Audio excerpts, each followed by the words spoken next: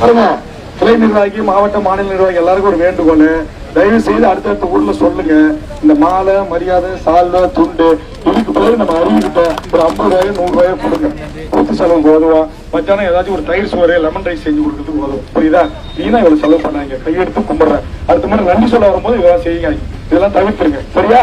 கரெக்டமா? நம்ம திமுக இல்ல, அண்ணா திமுக இல்ல, சந்தா பண்றதுக்கு, பட்டாசு வெடிக்கிறதுக்கு, அப்படியே ஆராய்ச்சி 100 பெண்களை நிக்க வச்சு ஆராய்ச்சி எடுப்பாங்க. உச்சி வெயில அவங்க கொடுக்குற 200 ரூபாய் காசுக்கு நிக்கும் கட்ட வச்சுக்கிட்டு. இந்த கலாச்சாரத்துல மாத்துங்க, தயவு செய்து மாத்துங்க. நன்றி நன்றி. உங்க அன்பு இருந்தா போதும், உங்க அன்பு இருந்தா போதும். நன்றி. வரட்டுமா? வரமா. இருப்புக்கு நன்றி. இளைஞர்களே நன்றி. ஒரே ஒரு முறை கொடுங்க. இவரு உங்க ஆள் தான், உங்க சொந்தக்காரர் தான். மாலைக்கு பதில் 500 ரூபாய். யாரு பேர் சொல்ல? சக்திகள். என்ன பொறுப்பு?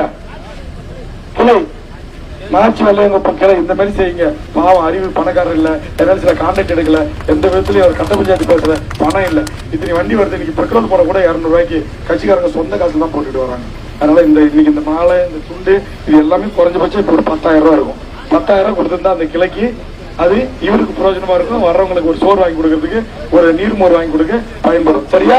அடுத்த முறை சால்வை மாலை எல்லாம் எப்பயுமே போடக்கூடாது. அது சொல்லல. என்ன எவ்வளவு ஸ்ட்ரிக்டா சொல்றேன், கொஞ்சம் கடைப்பிடிங்க. சரி, இந்தாங்க வச்சுங்க. நன்றி. வரட்டுமா? நன்றி.